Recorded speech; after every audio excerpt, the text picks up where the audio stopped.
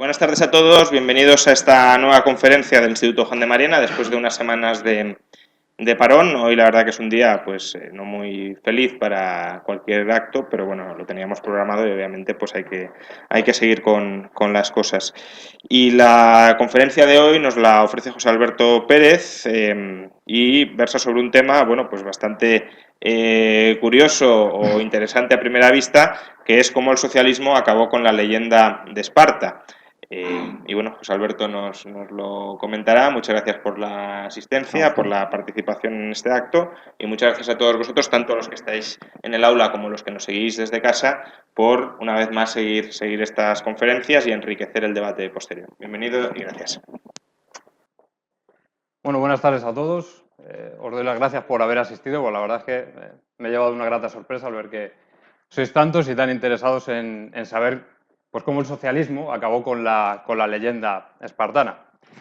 Me gustaría comenzar, me voy a estar moviendo por aquí, soy muy inquieto, no puedo evitarlo.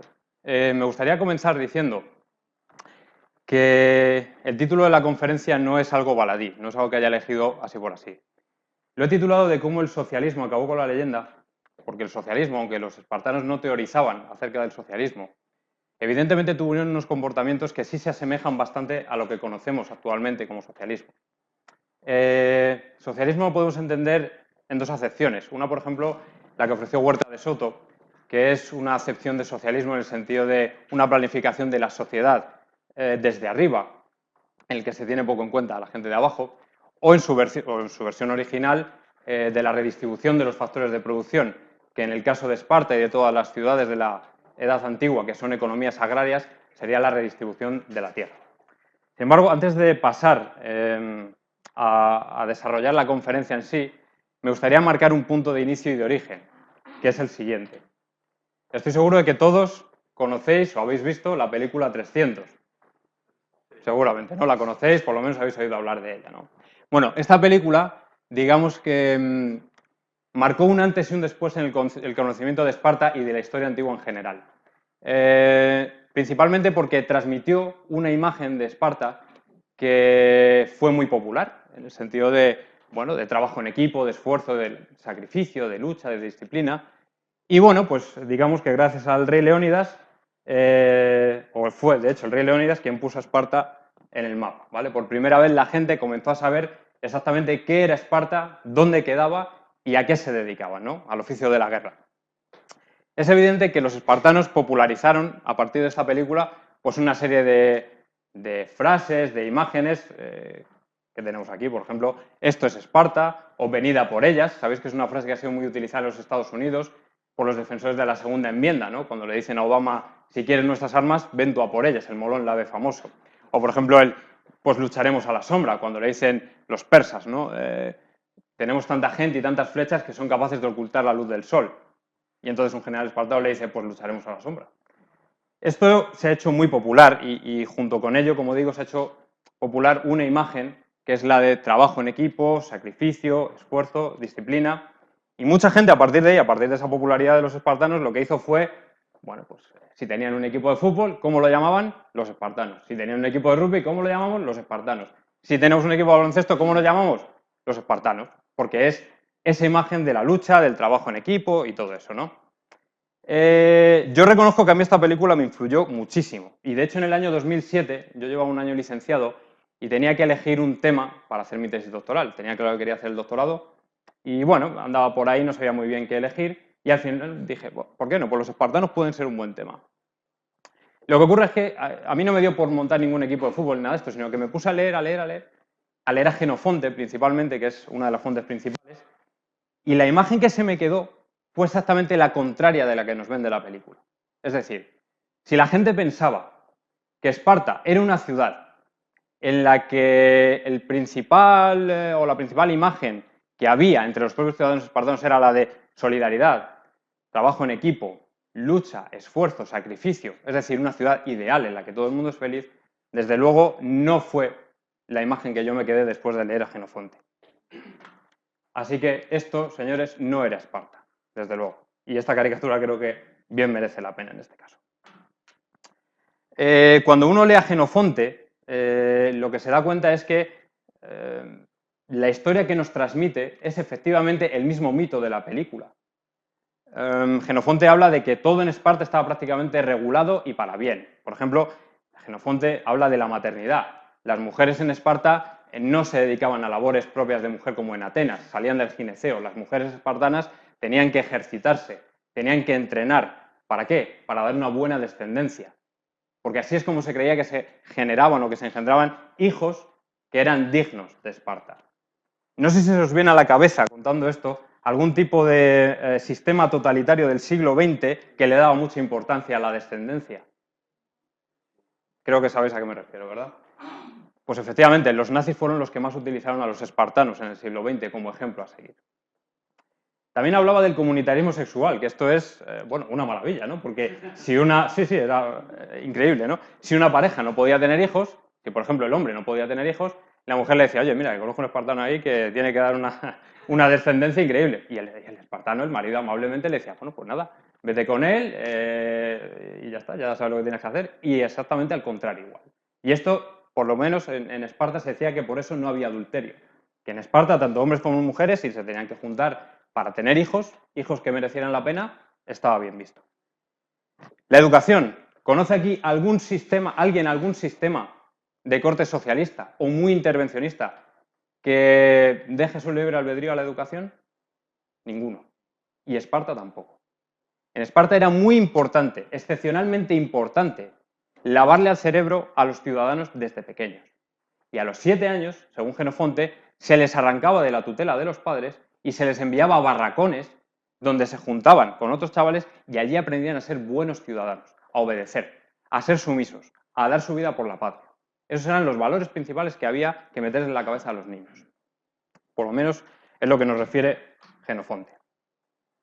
Sin embargo, ese trabajo de lavado de cerebro a los niños no solo se hacía en la edad a la gente joven, sino que cuando finalizaba esa educación, hacia los 19, 20, 21 años, había que seguir ensalzando los valores de amor a la patria, de sacrificio, de disciplina y de esfuerzo. Y por eso había una serie de eventos en los que la gente tenía que ir a comer juntos, todos juntos. Muchos espartanos no podían comer en casa con sus familias porque lo que se creía que se tenía que hacer era comer todos en común, aportar una parte de su producción de la tierra, aportarla al comedor, a los comedores comunes, y allí comer todos juntos. Y a partir de ahí, pues ensalzar, bueno, pues qué maravillosa es nuestra patria, le debemos un respeto, tenemos que ser valientes guerreros, todo este tipo de cosas. Y así era como ese vehículo transmisor del sistema espartano se metía en la cabeza a la gente adulta pues, en la edad adulta, valga la redundancia. Otro elemento importantísimo, la prohibición del oro y la plata. No sé si habéis escuchado al Papa actual hablar de que el dinero es, si no, la diarrea o la cagalera del diablo, algo así, hablar de una manera totalmente despectiva del dinero, del oro y de la plata concretamente. En Esparta exactamente lo mismo. El oro y la plata se consideran algo maligno, algo que hay que erradicar de la sociedad, porque lo único que hace es generar problemas, corrupción, avaricia. Y es precisamente por eso que Jenofonte entiende o se hace eco de una prohibición, una supuesta prohibición del oro y la plata en Esparta. Hay un desdén por la riqueza. Lo que vale realmente en Esparta es la austeridad y vivir de manera austera. El siguiente punto es un código de valores que transmite Jenofonte, en el que el valor supremo a perseguir, que es el amor a la patria, es la obediencia ciega al Estado. Y luego el último punto, que es el de la organización del ejército, quizás sea el que menos tiene que ver con la conferencia, con lo cual tampoco voy a entrar mucho en detalle. Decía Mises que cuando el ingeniero social, el órgano rector que tiene que planificar la sociedad, se da cuenta de que lo que está haciendo es inaplicable a la sociedad, no se echa la culpa a sí mismo, al contrario, culpa a la gente por su falta de vinculación al sistema, por su falta de implicación, por su falta de diligencia. Pues eso es exactamente lo que hace Jenofonte con los espartanos. Jenofonte, que está escribiendo hacia finales del siglo V, comienzos del siglo IV, es contemporáneo a una Esparta que ya no le gusta. Es contemporáneo a una Esparta en la que todos los espartanos se han vuelto avariciosos, en la que todos los espartanos quieren dinero. Qué gentuza, ¿no? Qué mala gente, querer dinero, cuando lo mejor es vivir medio pobre y dedicarse a la patria y perder la vida por la patria, ¿no? Según él. Pues esto es así. Y exactamente lo que hace no es culpar al sistema. Él no culpa al sistema espartano en ningún momento. Él lo que hace es culpar a la gente por su falta de implicación. Una vez que efectivamente, como decimos, Jenofonte le echa la culpa a los espartanos, uno se queda con la imagen de que efectivamente Esparta tiene problemas. Esparta, hacia finales del siglo IV, es una ciudad que tiene problemas. ¿Y por qué? En el año 371, los espartanos sufren una severa derrota a manos de Tebas, que es una ciudad de Beocia, y les dan hasta en el carnet de identidad. O sea, tienes una derrota severísima. A partir de ahí surge una crisis muy profunda que hace tambalearse los cimientos de esa sociedad espartana que conocemos, la del mito clásico. Entonces muchos historiadores actuales lo que han hecho es decir, bueno, pues claro, no, pues perdieron porque, bueno, porque no tenían suficientes ciudadanos, porque el ejército había perdido fuerza en los últimos años, porque ya no seguían los valores que les había dictado Licurgo. Pero uno cuando realmente lee con espíritu crítico a Jenofonte se da cuenta de que los problemas son o tienen una profundidad muchísimo mayor. Son unos problemas que cogen a toda la sociedad, en todos los extremos. No hay elemento de la sociedad espartana que pueda escapar de la crisis. Jesús Huerta de Soto, en su manual Socialismo, Cálculo Económico y Función Empresarial, elaboró una serie de consecuencias teóricas que tenía el socialismo. Estas eran 5, concretamente.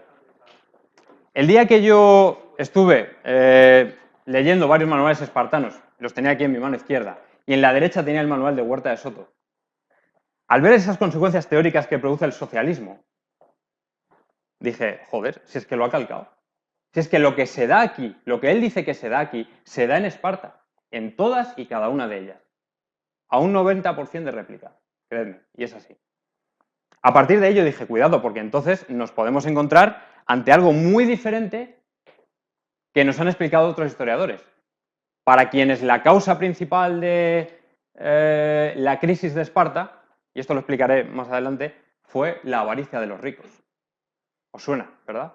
La avaricia de los ricos son los culpables de todo, son los que le roban a los pobres. Bueno, pues esto ha llegado hasta nuestros días. Y algunos de los más prestigiosos historiadores siguen pensando que el gran problema de Esparta fue este. Pero no me voy a adelantar porque esto lo veremos más adelante.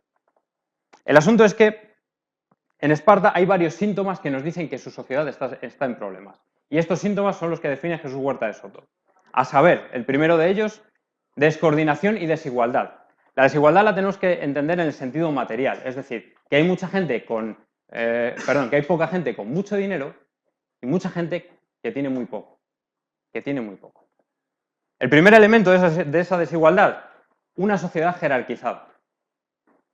A mí me gustaría saber si muchos de vosotros no os ha pasado lo mismo, en que muchos sistemas de estos que se dicen igualitarios o que propugnan la igualdad del individuo o que quieren que exista una sociedad horizontal en la que no haya ningún mando, en la que todos seamos iguales, en la que no haya nadie por encima de nadie, al final terminan creando sociedades jerarquizadas y absolutamente verticales.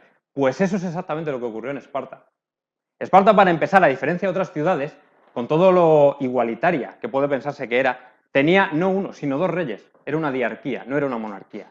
Y a partir de ahí hacia abajo, os podéis imaginar, todo tipo de magistraturas políticas y cargos que lo que hacían era jerarquizar y verticalizar la sociedad.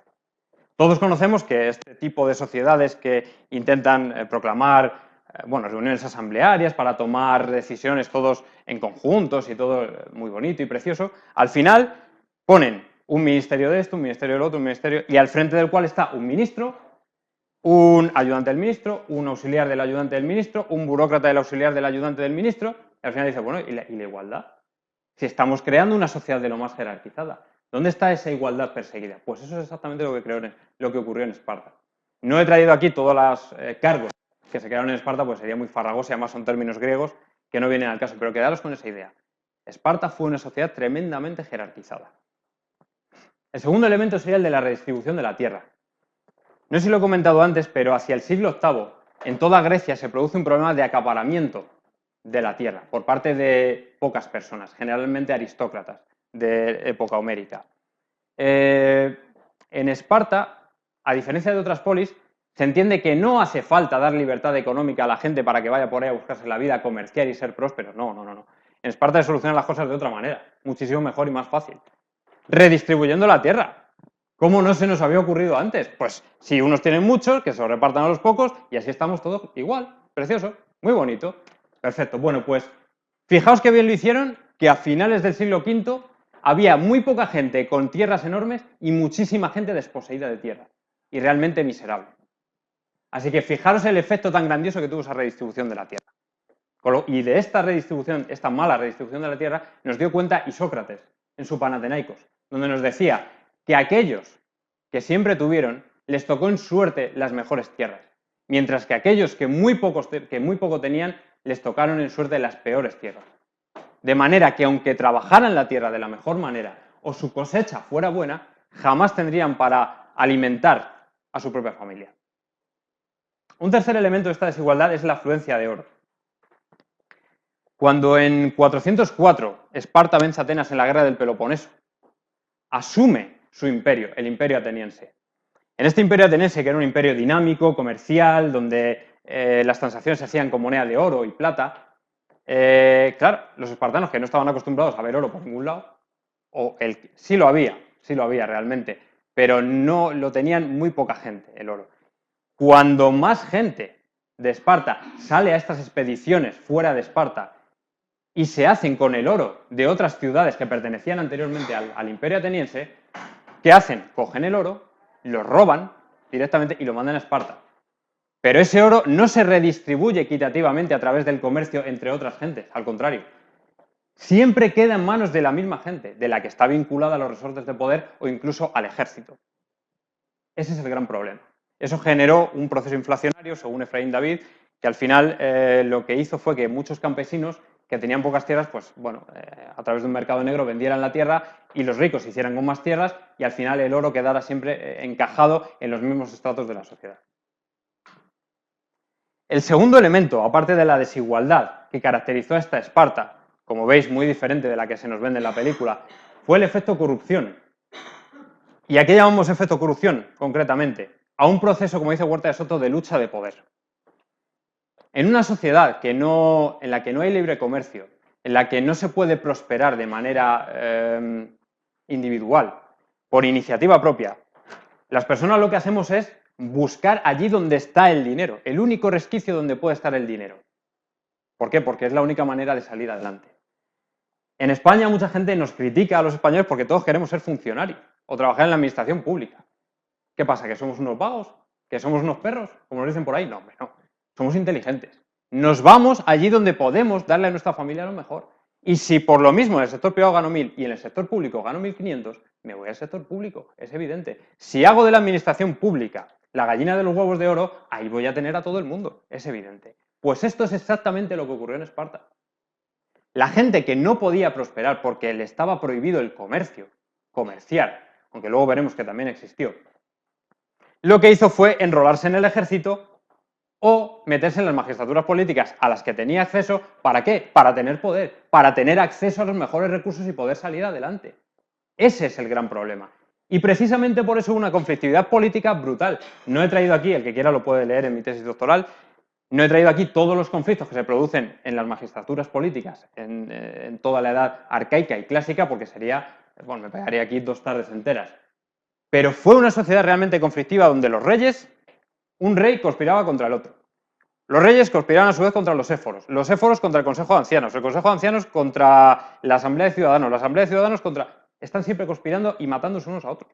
Y concretamente, en el 425, en el año 425, se abren 2 facciones absolutamente irreconciliables entre los reyes por un lado y gente que consigue ascender socialmente a través del ejército, como decimos, que están exigiendo un aperturismo a todos los niveles, porque saben lo que hay abajo en la sociedad y hay mucha miseria y mucha pobreza. Dentro de este efecto corrupción y algo muy ligado al patronazgo, a la conflictividad política, es el patronazgo y el clientelismo. Hoy día vemos en las noticias, ¿cuántas noticias vemos, no? No sé quién ha colocado a no sé quién como adjunto de no sé qué. no, el alcalde de tal colocó a tal en no sé qué puesto. Y así todos los días. ¿Qué creéis? ¿Que esto es un aspecto único de nuestra España de hoy? En absoluto. En Esparta también ocurrió. En Esparta todo el que podía agradecía de la mejor manera, sobre todo ofreciendo cargos y otro tipo de distinciones y de honores, a sus allegados, porque era una manera de ganarse su apoyo por si lo necesitaban. Por ejemplo, Lisandro, que fue uno de los generales más importantes, fue navarco de Esparta, lo dice bien claro Plutarco, premió a sus aliados con los mayores honores y distinciones, precisamente por haberle ayudado a llegar hasta ahí, por prestarle ese apoyo. De hecho, Lisandro, fijaos si llegó a acumular poder, que fue capaz, cuando murió Agis, que fue otro rey de Esparta, colocar a su candidato, que era Agesilao. Solo a través de una extensa red de favores y de patronazgo, de la que él mismo también fue beneficiario, porque así es como funciona la sociedad espartana, a base de favores, patronazgo y clientelismo. De hecho, el mismo Agesilao, cuando ya fue rey, premió a sus familiares, bueno, de la misma manera, con cargos. Aquí he puesto las citas por si a alguno le interesa, la puede leer también en mi tesis doctoral. La idea principal es que Esparta no estuvo exenta de un patronazgo y clientelismo fuerte. Y por supuesto, si hubo conflictividad política, también hubo conflictividad social. El 15M no solo ocurre en España en 2011 o 2010 o cuando sea. No, hombre, no. La sociedad está descontenta también en Esparta. ¿Por qué? Porque no se les permite prosperar, no se les permite salir adelante como están saliendo en otras polis, sino que se les tapona la única salida y solo les ofrecen la salida del Estado, como mucho, y el que puede llegar.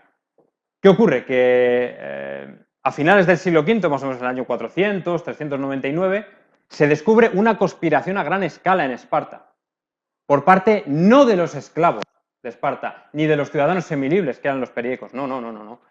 Por una conspiración de un ciudadano, un exciudadano de Esparta, que seguramente no habría podido cumplir con sus tributos, con sus obligaciones tributarias, y había sido desclasado a la clase de los inferiores, que eran los que estaban justo por debajo de la clase de la first class, ¿no? Que eran los homoyoi, los que salen en la película de 300. Y cuando le preguntan, cuando los éforos le cogen, le preguntan, bueno, ¿y por qué has montado tú todo esto? Cinadón responde, porque yo no quiero ser nadie menos que nadie en la ceremonia. Es decir, él se siente inferior, ¿por qué? Porque cuando una persona la pasan a ese rango inferior, es señalada por todos los demás. Y nadie quiere ser víctima de eso, y Cinadón tampoco. Y monta una conspiración que finalmente se descubre y no llega a ningún sitio. Por supuesto, la estrella del efecto corrupción, los sobornos y la corrupción. ¿Qué vamos a hablar aquí en este país de sobornos? Cuando todos los días en las noticias nos desayunamos con un nuevo caso de corrupción. Pero lo peor no es la corrupción, en mi opinión. Lo peor de esto es que hay mucha gente que sigue pensando que la corrupción al 100% va en la persona, y no es así. Puede que una parte sí, pero no todo. La corrupción, en mi opinión, sigue estando en la estructura. Como he dicho antes, si hacemos de la administración pública la gallina de los huevos de oro, y por ejemplo el libre comercio lo machacamos a impuestos, lo castigamos, lo penalizamos política y socialmente, es evidente que el único medio, el único sitio al que podemos aspirar es a la administración, llámese Estado, llámese administración local, llámese funcionario, lo que sea, como queráis. Pero es el único sitio donde se puede aspirar. Y es evidente que aquellos que consiguen llegar a estas magistraturas políticas van a colocar a sus allegados donde puedan, sobornos y corrupción. Y si pueden enriquecerse, pues mucho mejor. En Esparta, he cogido dos citas de Aristóteles, al propósito de la Jerusía, que era el Consejo de Ancianos. Es notorio que los participantes de esta magistratura se dejan sobornar y ceder al favoritismo en muchos asuntos públicos. Yo creo que es bastante gráfico. Y sobre los éforos, ¿qué decir? Todos los éforos proceden del pueblo, de modo que muchas veces llegan al cargo hombres muy pobres que por su indigencia son venales. Esto lo he demostrado muchas veces en un tiempo anterior y recientemente en lo de Andros, cuando algunos corrompidos por dinero hicieron cuanto pudieron por arruinar la ciudad. Y debajo, como veis, unas citas de Heródoto en las que recojo una serie de casos de sobornos, no las he recogido aquí porque si no me iría de tiempo también, pero el que esté interesado pues puede verlas, por supuesto.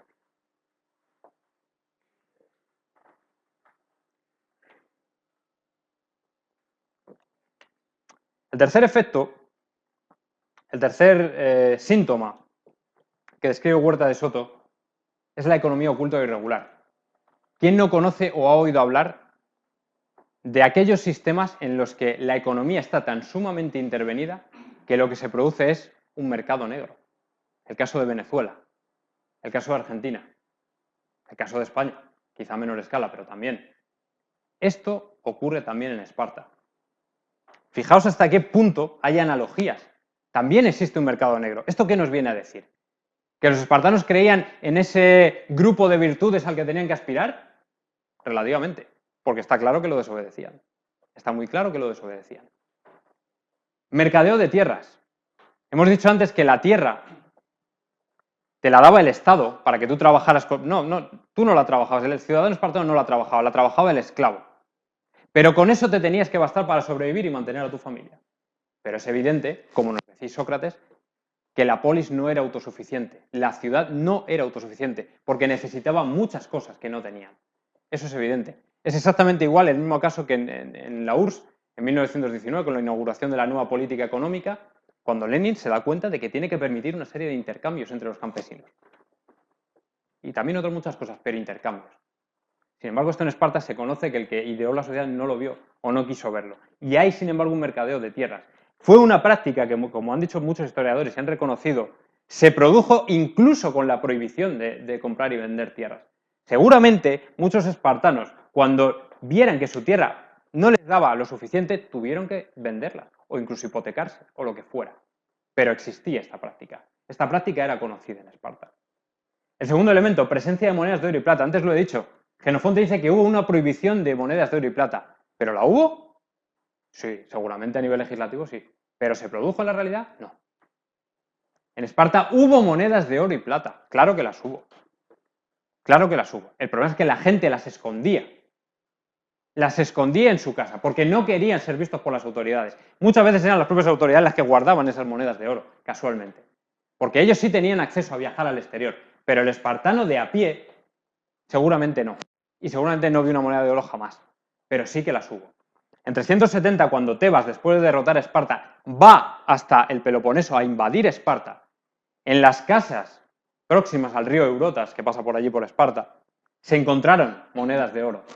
Se encontraron monedas de oro. Lo cual quiere decir que efectivamente los espartanos, a pesar de lo que su legislación les decía, apreciaban la moneda de oro y de plata. Y seguramente la utilizaban. He traído otros dos casos muy representativos, que son los de Gilipo y Tórax. Gilipo, uno de los generales más importantes de Esparta, el héroe de Sicilia, el que desequilibra la balanza de la guerra del Peloponeso a favor de Esparta. A Gilipo le dice Lisandro, toma, un saco con monedas de oro, llévatelo a Esparta. Y en mitad del camino, Gilipo se para, raja el saco y se apropia de unas cuantas monedas, pero le cogen, le pillan. Igual que Tórax, que también es descubierto en posesión de moneda de oro y plata. Y le ajustician y le matan, porque eso estaba penado en Esparta. Sin embargo, hubo monedas y se apreciaron y las hubo. Un caso que os va a encantar. ¿Creíais que los Luis Bárcenas, Rodrigo Rato eran los únicos que existían en España? No. ¿Creíais que son los únicos que se llevan su dinero a otros sitios? No. ¿Creíais que Suiza era solo producto de la Europa de hoy? Para nada. También lo hubo en Esparta, pero no se llamó Bárcenas, se llamó Jutias. Jutias fue un lacedemonio, un espartano, que hizo un depósito de dinero en Arcadia, que es la región vecina de Laconia, en un acto manifiesto de vulnerar la ley. En un acto manifiesto de vulnerar la ley, como han reconocido muchos de los historiadores más prestigiosos de Esparta. Los espartanos, como todo el mundo, no eran tontos. Y si se penalizaba la riqueza, como hemos dicho antes, e incluso se multaba, ¿qué hacían? Sacaban de allí todo lo que podían. O lo gastaban en productos de lujo, o directamente los llevaban fuera, porque estaba penado, no lo podían tener. El cuarto elemento del que habla Huerta de Soto, y que este es muy característico, de las sociedades socialistas, el retraso económico, cultural y social que se produce en Esparta. Antes del siglo VI hay atestiguado una producción de cerámica de estilo laconio, un estilo propio, que era muy apreciado, muy apreciado en toda Grecia, muy apreciado. Y sin embargo, en el siglo VI hay una caída en picado de la producción. En la arqueología, lo que se descubre es que a partir de este siglo VI, de pronto los hallazgos de cerámica caen súbitamente y no se sabe por qué. Así que, si hubo un momento en el que se implantó un Estado totalitario, o socialista, como yo lo he llamado, fue este, sin ninguna duda. Hay algunos historiadores que han dicho, bueno, no, quizá la cerámica desapareció por razones de competencia comercial. Atenas comenzó a manufacturar, a producir una cerámica de muy buena calidad y desplazó a la lacedemonia, a la espartana. Mentira. Porque eso le pasó a los corintios. Los corintios, que eran otra ciudad muy rica, que generaba también una producción de cerámica muy interesante, se vieron desplazados, su cerámica se vio desplazada por la ateniense, que era de mejor calidad. ¿Pero qué hicieron los corintios? ¿Retirarse? No, comprar aún mejor cerámica, mejor material, para elaborar la mejor cerámica y competir con los atenienses. No lo consiguieron nunca, no los vencieron, pero bueno, lo intentaron. Sin embargo, los espartanos no hicieron nada de esto. Ellos simplemente rechazaban el comercio. Y no se dedicaron a buscar ni una competencia con Atenas, no, simplemente lo dejaron. Pero no es solo en la producción de cerámica donde se produce este retraso cultural, principalmente. Antes del siglo VII había un montón de poetas en Esparta, y aquí he traído algunos ejemplos. Tirteo, Almán, Terpandro de Lesbos, Taretas de Gortina, Polinfesto de Colofón, mujeres también como Megalóstrata o Clitágora. A partir del siglo VI esto se acaba. Ya nadie escribe en Esparta. De hecho, todo el conocimiento que tenemos de Esparta es de historiadores no espartanos, autores no espartanos, principalmente atenienses. Pero nadie de Esparta dejó testimonio escrito de la Esparta arcaica y clásica, principalmente clásica. Otro elemento muy característico y que todos vincularíais precisamente por lo que habéis visto en la película. Los espartanos eran supuestamente los mejores deportistas de Grecia, porque se pasaban todo el día entrenando. Tenían que ser, fabulosos los Juegos Olímpicos. Pues a partir de 576 hay una caída alarmante de campeones olímpicos de procedencia espartana. Ya nadie gana en los Juegos Olímpicos. ¿Qué ha ocurrido? Algo ha tenido que ocurrir. Porque está claro que todos los nombres que tenemos de los Juegos Olímpicos ya no son de procedencia espartana, como si ocurría mucho antes. El quinto elemento y último que nombra Huerta de Soto es el de información errónea y lo vincula al voluntarismo. Se suele decir que las sociedades que proponen sistemas fuertemente intervenidos, cuando se dan cuenta de que son incapaces de aplicar a la realidad toda su teoría, lo que hacen es echar mano del voluntarismo, de pedirle a la sociedad que haga esto, que haga lo otro. ¿Cuántos anuncios tenemos que soportar del Ministerio de Hacienda sugiriéndonos que paguemos impuestos porque si no la cosa no funciona? ¿Cuántos? Muchísimos. Pues esto se ha hecho siempre. Y aquí también. Jenofonte decía, aunque esto no está probado ni mucho menos, que a los espartanos les encantaba compartir sus propiedades. Compartían a sus mujeres, a sus maridos, compartían sus propiedades, compartían a sus perros, compartían a sus caballos, compartían todo y además les encantaba y estaban encantados. Esto es algo que muchos historiadores niegan y que seguramente no fue así. De hecho, Stephen Hodgkinson, que es probablemente el historiador más prestigioso que ha dedicado prácticamente toda su vida a Esparta, decía que esto, habría que interpretarlo como una virtud.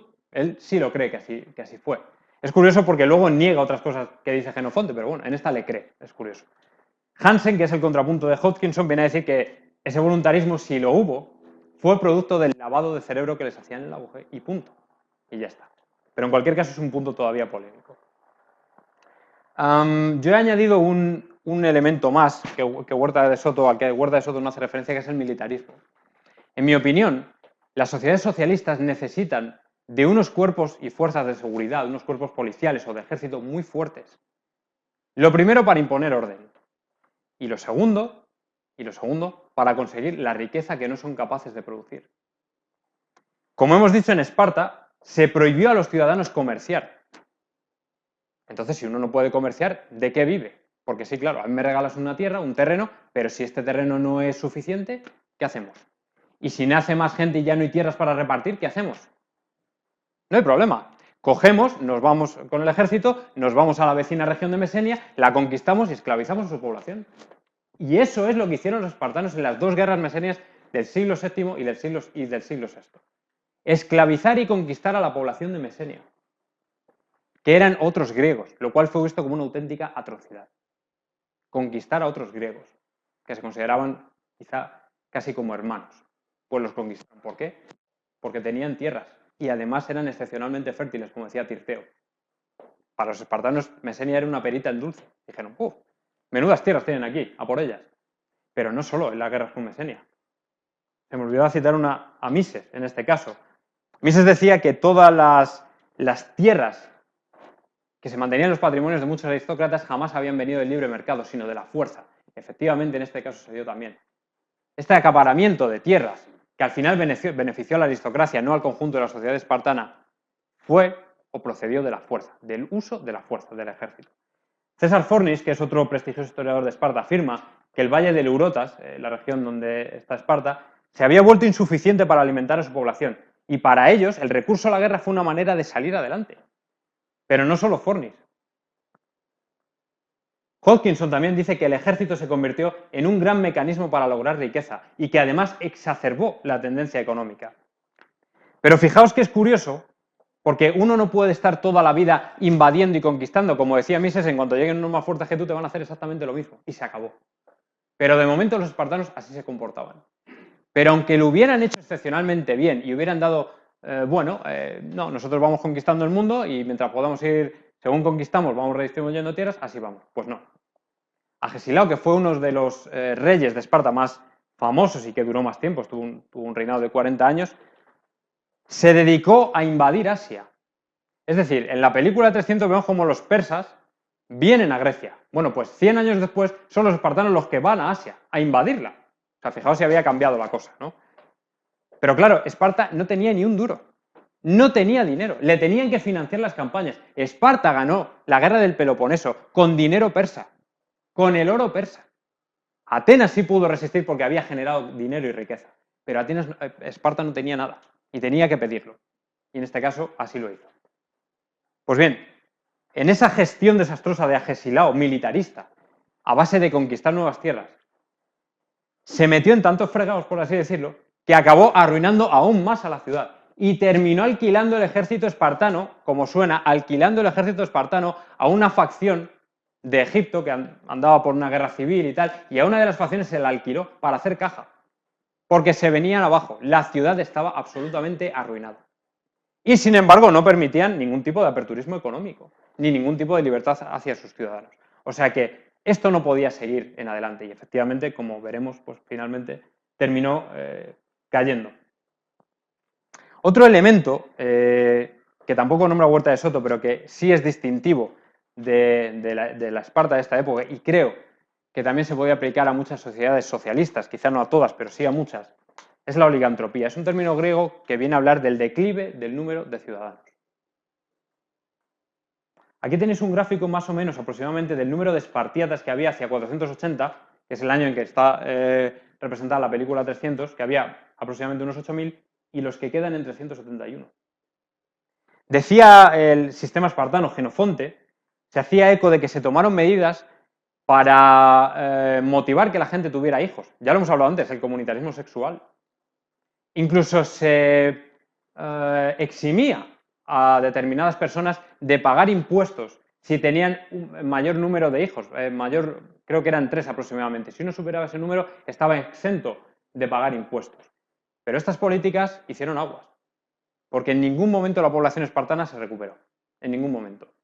Sin embargo, los atenienses, porque muchos han dicho, no, bueno, es que fue una tendencia general en Grecia. No.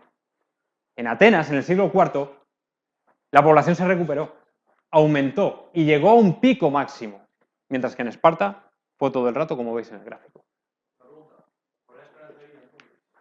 La esperanza de vida no se han hecho estudios acerca de ello. Sobre la esperanza de vida se han hecho estudios en otras polis, en Grecia, donde se dice que aumentó, pero es muy difícil calcular un rango concreto, ¿vale? Imaginaos, estamos hablando de época del siglo V a.C. Las fuentes que tenemos, tanto arqueológicas como escritas, son muy limitadas. Entonces es difícil establecer, como en el día de hoy, que tenemos el Instituto Nacional de Estadística y otros elementos para hacer una valoración más o menos acertada, pero aquí, desde luego, no hay estudios en ese sentido, no se puede determinar. Como veis aquí en este gráfico, pues una línea descendente, y esta es la proporción que había de espartiatas con respecto a los ilotas, que eran los esclavos. Fijaos si les superaban en número. O sea que, como decía Genofonte, si hubieran querido se los hubieran comido vivos. Y sin embargo, bueno, pues poco a poco la sociedad se fue abriendo también a los esclavos y les permitió entrar en el ejército, conseguir libertad a través del ejército si hacían una buena campaña, con lo cual, en mi opinión, eso es lo que hizo que les retuviera un poco y no se rebelaran antes de tiempo. Pero ¿cuál es el problema, origen de una limitación de la descendencia? Pues precisamente que si uno sabe que no puede alimentar a sus hijos, la limita. a propósito. Esta es la opinión de Mises, de Aristóteles, y creo que también de Fornis, o José Pascual, que es otro historiador bastante prestigioso al respecto. Decía, claro, si los espartanos les repartían las tierras, pero luego trataban de pasarlas a sus hijos, si esta tierra se parcela, al final la porción que te toca es cada vez más pequeña. Y así sucesivamente, con lo cual, aunque tú tengas un año de buenas cosechas y de una producción magnífica, no te va a dar para alimentarte. Apenas siquiera alimentarás a tu mujer, ni más a tus hijos. Y este, en mi opinión, es uno de los motivos por el que Esparta descendió en número de ciudadanos. Hubo un terremoto en 464 que causó unos estragos enormes y hay historiadores que han dicho, no, es que fue el terremoto. Vamos a ver, Atenas en 431, en pleno comienzo de la guerra del Peloponeso, sufre una epidemia de peste brutal que se lleva 1/3 de la población y sin embargo son capaces de remontar y salir adelante. Así que a mí particularmente no me vale como explicación. Bien, pues una vez que hemos visto estos síntomas que nos dan a entender que el Estado espartano era una organización socialista o hiperintervencionista que trató de controlar y de organizar la vida de sus ciudadanos desde arriba, tenemos que ver lo que, en mi opinión, ha sido la causa o fue la causa de la crisis del siglo IV. Fue el propio Estado espartano. Aquí es donde viene la bifurcación entre otros historiadores o el trabajo de otros historiadores y el mío, que he realizado en mi tesis doctoral, que, si Dios quiere, pronto verá la luz. Muchos historiadores han venido a decir que el problema de Esparta, la crisis, el origen de la crisis, bueno, pues tiene una causa militar, porque pierden en la batalla de Leuctra, o porque el matrimonio se hacía a una edad muy tardía, entonces no había buena descendencia, o porque, bueno, hubo un movimiento inflacionario a finales del siglo V, o la mejor de todas, la culpa es de los ricos. La culpa fue de los ricos, que acapararon muchas tierras, claro, dejaron a los demás sin nada, y al final Esparta se arruinó. Bueno, pues aunque no lo creáis, lo que para mí es un argumento pseudocientífico, lo dice uno de los mayores y más prestigiosos historiadores de Esparta a día de hoy, que es Stephen Hodgkinson, y contra el que me opongo absolutamente. Y de hecho sí lo hago en mi tesis doctoral. No, Hodgkinson. No tiene nada que ver. No tiene nada que ver. Nada que ver. Bueno, pues sí, estaba por aquí escrito, seguramente luego lo veremos también. El trabajo de Hodgkinson viene a decir que lo primero, que Esparta no fue una polis tan excepcional. Lo segundo, que esa avaricia de los ricos fue la que causó los males de Esparta. Y lo tercero, más increíble todavía, es que lo realmente ideal y lo que hubiera solucionado todos sus problemas es que hubiera habido una buena redistribución de tierras. Y es para decirle, pero vamos a ver, Stephen. Los gracos en Roma no pudieron llevar a cabo su redistribución. En España, la reforma agraria del 31 no pudieron llevarla a cabo porque es algo materialmente imposible o muy difícil. Lo es difícil hacerlo en la actualidad con todos los registros y organismos que tenemos, imaginaos en el siglo V. Es algo muy difícil. No, Stephen. La solución hubiera pasado por hacer como hicieron el resto de las polis. Respetar la libertad económica de sus ciudadanos y la libertad individual. Sí, bueno, se podía tener algunas instituciones, pero había que respetar un mínimo de libertad económica. Y como veremos más adelante, las otras ciudades de Grecia hicieron frente al mismo problema y salieron adelante de una manera mucho más solvente y resuelta que Esparta, desde luego. Pero nosotros nos quedamos con lo que en mi opinión es el origen de las distorsiones y los problemas de Esparta, de la crisis del siglo IV, que es el Estado espartano. Sobre el Estado espartano, sobre Licurgo fue presuntamente su fundador, se ha escrito mucho, pero hay pocas certezas en cuanto a esta persona. Hay algunos que dudan de su existencia, pero lo que dice la tradición, lo que dice Jenofonte, es que Licurgo fue el auténtico arquitecto de esa Esparta militarista, que en un momento dado recibe del oráculo de Delfos lo que tiene que hacer o cómo tiene que diseñar la sociedad espartana, que es lo que os he comentado antes acerca de la maternidad, la educación, todo. Bueno, pues aquí no voy a entrar mucho porque ya me estaría metiendo en un debate propio de historiadores y bueno, sería muy aburrido entrar en esto, pero lo que mi definición de sistema licurgueo vendría a ser es la siguiente. El sistema licurgueo podría denominarse a un conjunto de normas, disposiciones o leyes que a través del Estado o de sus órganos de gobierno son impuestas a la sociedad espartana entre los periodos arcaico y clásico. Si algún historiador me está viendo o escuchando, dirá, pero bueno, si Licurgo no existió o la Gran Rétora es una mentira. Bueno, hay opiniones de todos los gustos, ¿vale? Yo lo traigo aquí para hacer un poco, para que veáis también una parte que está más opuesta en ese sentido. Pero a lo que no se pueden oponer es a que hubo instituciones que no hubo en otros lados de Grecia. Y eso es lo que me da a mí a pensar que efectivamente sí que tiene algo de veracidad. Por ejemplo, como veremos más adelante, la GOE o la Syssitia, los comedores comunes y todo esto. Estas normas y disposiciones efectivamente no fueron tomadas de pronto, o sea, un día de la noche a la mañana ya tenemos todas las normas y las implantamos. No, por ejemplo, esa promoción de la natalidad seguramente vino con el declive de ciudadanos del siglo V, o sea que fue a lo largo del tiempo y de manera dispersa y progresiva. Que además este sistema licurgueo se caracteriza por un reforzamiento del Estado, de todas las magistraturas. Si veis o si leéis a Plutarco, no es contemporáneo de Esparta, pero por lo menos es lo que él manifiesta, dice que cuando Licurgo empezó a diseñar esta sociedad, bueno, la gente se le echó encima y se tuvo que valer de un cuerpo de guardia para implantar esa sociedad. Y al final terminó beneficiando precisamente a reyes y otras magistraturas políticas, pues como la Jerusía, los éforos, etcétera, etcétera. En mi opinión, como he puesto en el punto cuarto, en este punto cuarto, es que este sistema licurgueo, en honor al supuesto Licurgo, sería el causante y el generador de todas las distorsiones sociales de las que tenemos noticia en Esparta. Nada de avaricia de los ricos, ¿qué tontería es esa? No se puede decir en una tesis doctoral o en un libro que es que, claro, es que había gente muy avariciosa en Esparta que les quitaba a los demás lo suyo. Eso es mentira. O sea, la única certeza que tenemos de quitarle la propiedad de nosotros fue de los propios espartanos hacia otras regiones de Grecia, que fueron auténticos saqueos. Auténticos saqueos. Sobre la redistribución de la tierra también hay un debate entre los historiadores sobre si fue real o no. El citado Hodgkinson viene a decir que no, que eso es una invención posterior, que no hubo redistribución de la tierra, que la tierra fue privada y que precisamente por eso mucha gente se arruinó. No, Stephen, no. No fue así. Un gobierno puede tomar determinadas medidas, pero luego la aplicación de estas medidas tiene unas consecuencias socioeconómicas que por lo general los gobiernos ignoran. Imaginaos Venezuela, ahora mismo.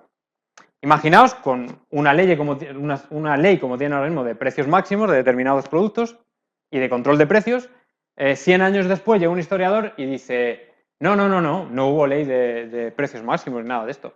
Pero bueno, ¿cómo que? No, porque de hecho se vendían botes de nocilla a $80 y patatas fritas, como el artículo que escribió Rayo el otro día, a $127. Lo había. Ah, claro. Y como había un mercado negro, ¿qué pasa? ¿Que no hubo una legislación? ¿No hubo una ley en tal sentido? Claro que la hubo. Claro que la hubo, pero esa ley genera precisamente el mercado negro. ¿Qué ocurrió con el edicto de Diocleciano en Roma? Una ley de precios máximos. ¿Qué generó esa ley de precios máximos? Desabastecimiento y mercado negro. Escasez. Estos tres elementos. Esto mismo ocurrió en Esparta. Exactamente igual. Porque hay determinadas leyes en la política que tienen una serie de consecuencias. Y esta fue una de las consecuencias. El problema es que hay muchos historiadores que, como no conocen la escuela austríaca de economía y es normal, al final dicen, pues si no hubo, efectivamente, si hemos descubierto que no hubo una redistribución de tierra, pues es que Jenofonte nos ha mentido. No, hombre, no nos ha mentido. Nos ha dicho la verdad. Lo que pasa es que esta medida tiene esta consecuencia. Como vemos, para reafirmar mi posición de que efectivamente existió, tenemos el testimonio de Tirteo, que en su Eunomía habla de la ruina de muchos ciudadanos acerca de la redistribución de tierras. Heródoto, que afirma en un momento dado, ahora la tierra estaba bien, supuestamente después de la redistribución. Además, hay una similitud espaciotemporal con otros casos que se dan en otras polis que vemos en la Odisea. Polibio viene a decir también que todos los espartanos cultivan un lote exactamente igual a los demás. ¿Vale? Luego veremos que esto es falso. Y el gran Isócrates, ¿qué nos viene a decir? Que la que se tenía que tener igual la consiguieron solo unos pocos, mientras que a la masa se le concedió un lote de la peor, por lo que aun trabajándola laboriosamente, apenas sacaban para su sustento. Es exactamente lo que os he comentado antes. Además de esto, el Estado espartano generó una serie de instituciones políticas de las que todo el mundo estamos de acuerdo, todos los historiadores estamos de acuerdo en que agrandaron su poder sobre el resto de la sociedad. Lo agrandaron enormemente. No voy a entrar en describir conflictos, como he dicho antes, de la Jerusía con los reyes y tal, pero quedaros con esa idea, que la interpretación de la historiografía moderna, actual, es que hubo un empoderamiento estatal a todos los niveles. Y de hecho Aristóteles comenta que mientras los ciudadanos eran víctimas de esa estricta disciplina, los que estaban en las capas superiores, en la política, disfrutaron de una libertad que los demás no tenían. No he traído la cita, pero está por ahí también, se puede buscar. Por ejemplo, Pavel Oliva, que es otro historiador, cree que la Jerusía aumentó su poder en detrimento de la Pela, que era la asamblea de ciudadanos. Determinadas tierras dice que se apartarían para reyes y aristócratas, concretamente en la conquista de Mesenia. Allí es donde realmente los reyes y los aristócratas salieron beneficiados, porque se apartaron los mejores lotes de tierra para ellos. Y el resto de los ciudadanos se les dio, bueno, pues unas tierras, las que fueran. Y está claro que desde luego no fueron las mejores. Ehrenberg, que es otro historiador, viene a decir exactamente lo mismo. Y en cuanto a los reyes, es curioso porque paralelamente a los reyes de la Esparta arcaica y clásica, surgen, no sé si habéis oído hablar, si habéis dado historia clásica alguna vez, los tiranos, las tiranías, ¿vale? Fijaos el concepto de tirano, el sic semper tyrannis, ¿no? Es algo peyorativo para nosotros. Bueno, pues ya me gustaría a mí tener un tirano en la Moncloa, como estos. Ya me gustaría a mí. ¿Por qué? Porque al final, estos tiranos, con todos los tiranos que fueran y con todo el deseo de poder que tuvieran, es cierto que eran populistas y es cierto que se valieron del pueblo. Y es cierto que si alguno lo quiere asemejar a Pablo Iglesias me parece excepcional y hace muy bien, pero hay una diferencia. Que ellos sí permitían la libertad económica a los ciudadanos. Y como bien refería Tucídides, lo tengo recogido en la siguiente, creo, su intención fue siempre estorbar lo menos posible la vida de las personas. Pisístrato, el tirano ateniense por excelencia, su gobierno fue un gobierno de paz y de prosperidad económica, y así lo vieron muchos historiadores en la época. Bueno, pues en Esparta los reyes, sin embargo, con todos los libres que se creían de haber evitado ese sistema político tan desastre como era la tiranía, fueron realmente tiranos en nuestro sentido actual de la palabra, porque acumularon un montón de poder y sometieron al pueblo gracias a ese poder. Pero no solo los reyes, sino básicamente todas las magistraturas políticas. Heródoto recoge una serie de privilegios que tenían los reyes. Por ejemplo, en las comidas se les reservaba doble ración de comida, las tierras también eran las mejores, etcétera, etcétera. Muchos historiadores, como de Santa Croix, Carles y Nafisi, creen que abusaron de su autoridad y que actuaron como auténticos tiranos. La Jerusía, el Consejo de Ancianos, en manos de ellos estaban las decisiones más importantes. ¿Pero qué creéis? ¿Que se podía acceder a la Jerusía así por así? No. Siempre accedían a aquellos espartanos de las mejores familias. Esto es una oligarquía, en el sentido más amplio del término. Un sistema, en mi opinión, absolutamente despótico y tirano. Pero no solo había que empoderar, por así decirlo, a las magistraturas políticas. La sociedad también tenía que ser obligada de alguna manera para que asimilaran todos estos conceptos. Así que se crearon una serie de instituciones sociales que obligaban al que estaba por allí alejado, al ciudadano de a pie, a asimilar los conceptos de obediencia al Estado y de obediencia ciega y sumisión a la patria. Los más importantes, la agoge.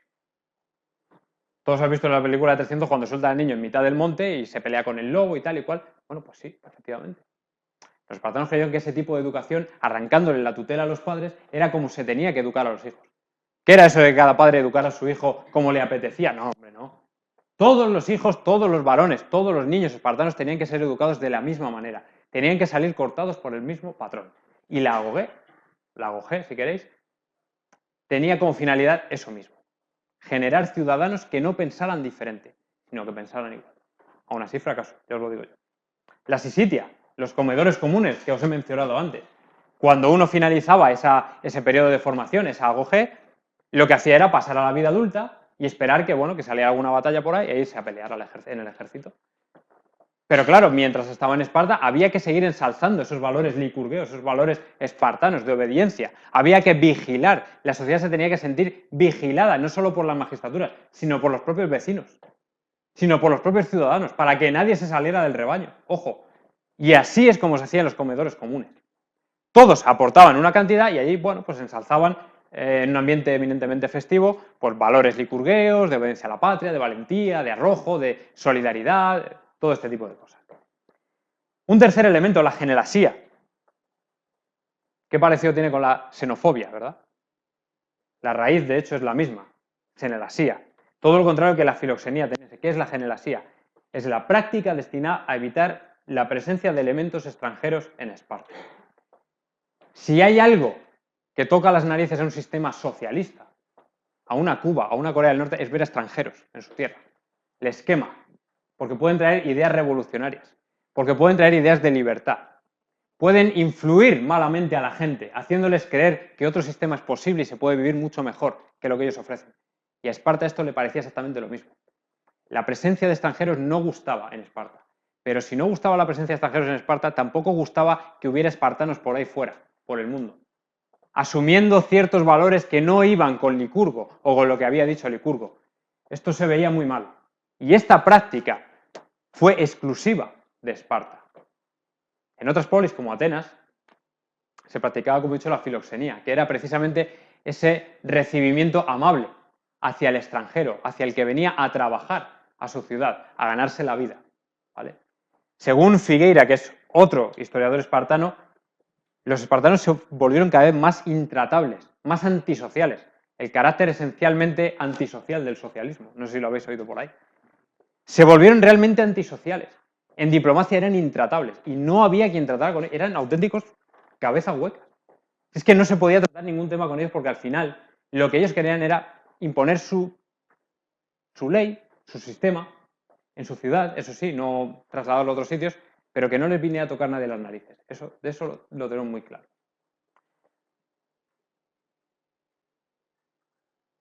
La moneda de hierro, otra institución que a mí me ha tocado discutir 1000 veces con mi director de tesis, porque él niega la existencia de monedas de hierro. Es cierto que hay una escasa evidencia arqueológica, pero también es cierto que hay una muy riquísima evidencia teórica, escrita, sobre la moneda de hierro. Todo el mundo hace mención a ella. Incluso Aristófanes, quiero recordar, en una de sus obras, menciona la moneda de hierro de Bizancio. ¿Qué ocurre con la moneda de hierro? Vamos a ver, si se prohíbe el oro y la plata en Esparta, alguna moneda tendremos que tener. Pero si puede ser que sea una moneda poco atractiva, que la gente pueda codiciar poco. ¿Por qué? Pues muy sencillo, porque de esa manera estamos evitando las ganas de robar o de apropiarnos monedas de oro de otros, ¿vale? Según Jenofonte, así es como se extirpa la avaricia, la envidia, el robo, el delito, creando una moneda de poco valor, enorme, por cierto, era un armatoste de narices, que no cabía en ningún sitio, y al final los espartanos se tenían que conformar con eso. Bueno, pues seguramente, como nos decía la ley de Gresham, aunque para esto tiene que haber dos monedas de curso legal y en Esparta el oro no era legal, al final seguramente esta moneda de hierro terminó desplazando a la moneda de oro, pero claro, la moneda de oro no es que se desplazara, es que los espartanos la guardaban, se la guardaban en casa para cuando realmente les hiciera falta. Impuestos, un tema que a nosotros nos encanta, los impuestos. Qué buena manera de controlar a la sociedad, apropiándonos del trabajo de los demás, ¿verdad? Y además con visos de legalidad, diciendo, no, es que tienes que pagar impuestos. De hecho, en tu nómina mensual ya una parte me la quedo yo porque ya sé yo administrarla mejor que tú. Bueno, pues en Esparta exactamente lo mismo. Quizá no impuestos a un nivel actual como de traer de nuestra nómina una parte de nuestro sueldo, pero sí impuestos en cuanto a lo que había que entregar a los comedores comunales. Como ya he comentado antes, cada espartano tenía que entregar una parte de su producción a estos comedores. Pero como bien demostraron Foxhall y Forbes, y también el mismo Hodgkinson, esa entrega era excesivamente alta, iba mucho más allá de lo que puede consumir una persona en una comida, que según la FAO ronda las 2.803 calorías. Entregaban del orden de entre 5.000 y 6.500. ¿Y para qué entregaban tanto? ¿Se puede hablar de una tributación alta? Por supuesto. Aristóteles así lo concibió, el telos, en griego. Era una tributación altísima, a la que la gran mayoría de los espartanos no le pudieron hacer frente, y como consecuencia de no poder hacerle frente, perdieron su condición de espartiatas y acabaron relegados a una posición de segunda. Cinadón, ¿recordáis? La conspiración. Por aquí es por donde empiezas a crear un pozo de conflictividad social, porque estás pidiéndole a la gente más de lo que puede dar. Y además eres ciego porque te da igual. Y encima les tapones la única salida posible, que es el comercio. También hubo comercio, claro. Economía oculta o irregular. Mercado negro. A ver, si no había otra. Cuando el hambre aprieta hay que buscarse las habilidades para seguir adelante. Y digo yo, si el consumo era tan alto, ¿a dónde se destinaba el excedente? Porque está claro que en la sociedad espartana no repercutía. Aquí hay algunos ejemplos, algunas hipótesis que han lanzado algunos historiadores en base a los escritos de historiadores antiguos. Pues seguramente iría a la mesa de los reyes, a la mesa de los éforos, a la mesa de los pitios o incluso al ejército. Pero está claro que en la sociedad espartana no repercutió. Eso lo tenemos muy claro. Otras medidas de control social, de las que nos hablan Plutarco y Jenofonte. Nadie se podía quedar soltero, estaba muy mal visto. De hecho, era algo realmente peyorativo. De hecho, a aquel que se le quedaba soltero no se le cedía el asiento en el estadio, aunque fuera muy mayor. Los jóvenes se reían de él, se mofaban de él, le escupían, le tiraban piedras. Así es como se crea un ejército o una sociedad militarizada, porque cada ciudadano te puede sancionar de una manera o de otra. Incluso creo que se les obligaba a dar vueltas alrededor del estadio en pleno invierno, a 6 grados bajo cero. O sea que fijaros el grado de control social. Esto es 1984 de Orwell. Puro y duro. Ya no solo te controla el político o la fuerza de seguridad al cargo, te controla tu vecino. Todo el mundo se controla. Todo el mundo se controla. Esa es la clave del sistema espartano y seguramente por qué duró tanto tiempo. Como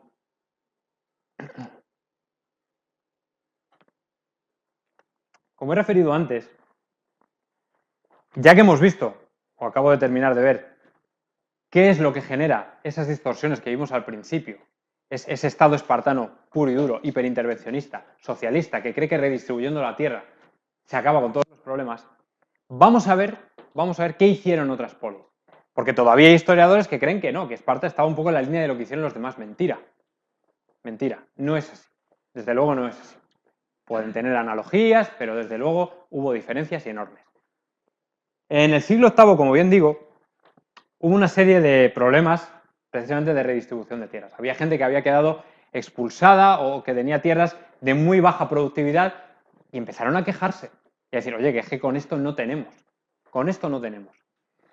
Y por aquel entonces hubo una serie de señores que dijeron, bueno, vamos a ver, si yo quiero el poder, lo que tengo que hacer es poner el oído, escuchar qué pide el pueblo y dárselo. Dárselo. Y estos fueron los tiranos. Y hubo una serie, fue la época de las tiranías. Aquí he traído algunos ejemplos. Por ejemplo, de Cípselo de Corinto, Teágenes en Mégara, Polícrates en Samos, Pisístrato en Atenas.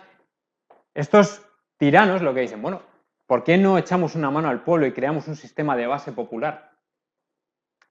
Pues así hicieron y lo pusieron en práctica y les fue muy bien.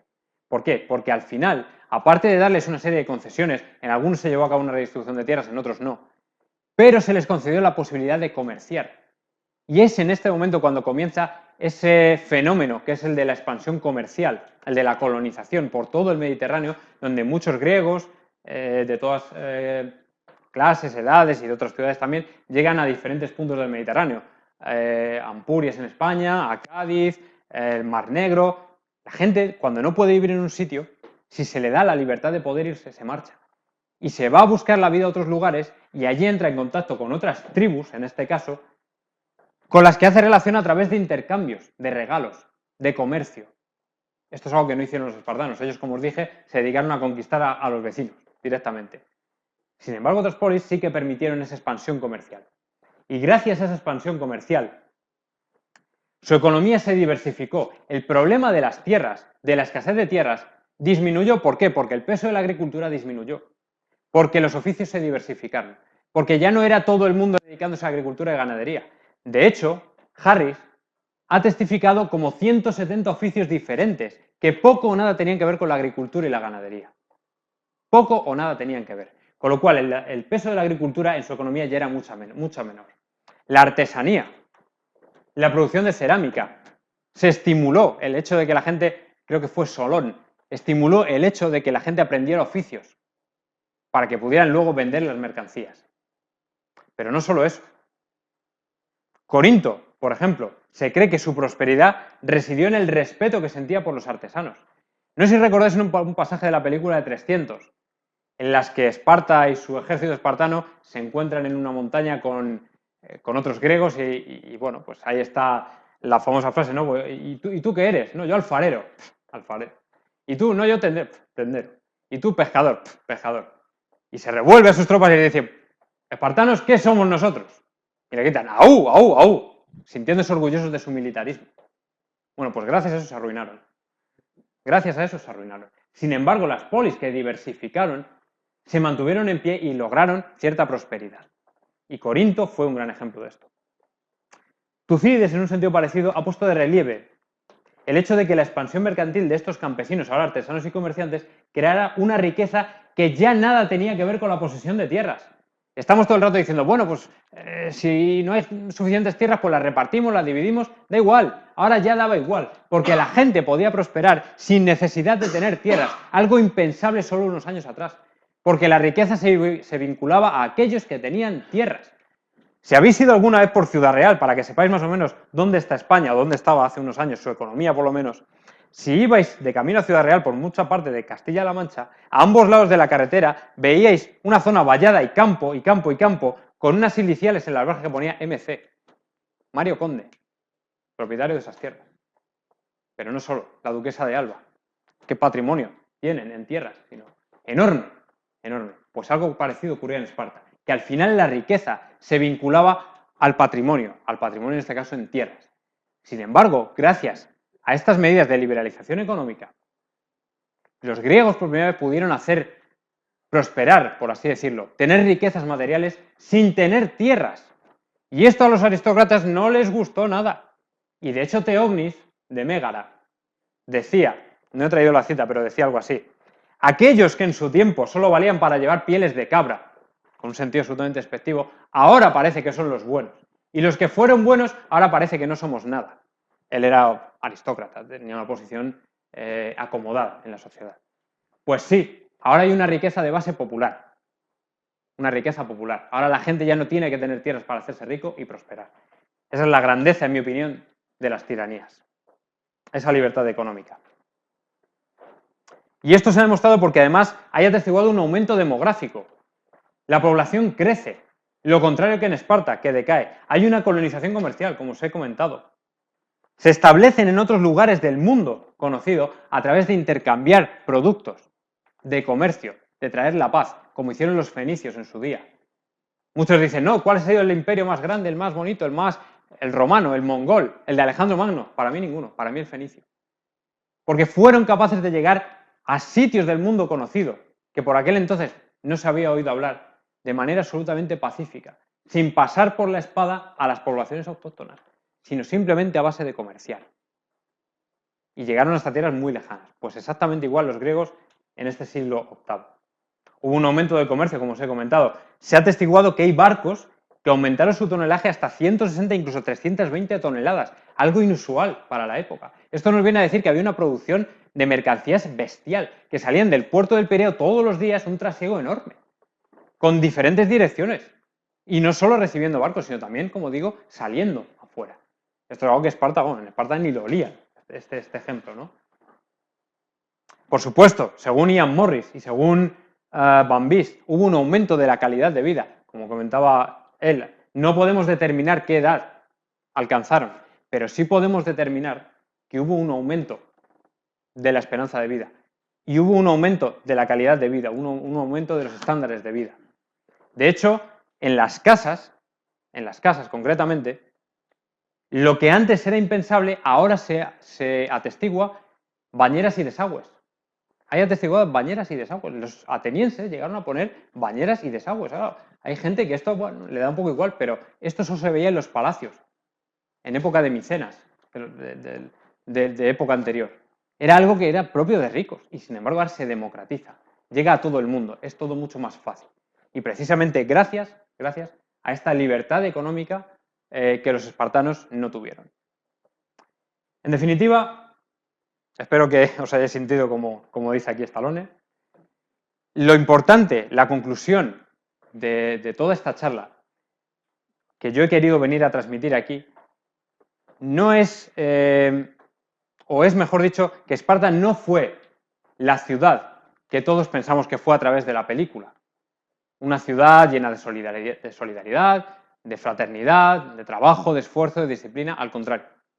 Esparta fue una sociedad terriblemente desigual, opresora, que se valió del trabajo de esclavos para sacar adelante su producción, y violenta, porque no sabían nada acerca de la paz que puede traer el libre comercio. Al contrario. Fueron realmente violentos porque, como os he demostrado, hicieron conquistas militares. No se dedicaron a llegar a otros lugares con un tono pacífico, sino solo a base de la conquista militar. Y bueno, pues A partir de ahora ya quedo abierto y a disposición vuestra por si queréis hacer alguna pregunta.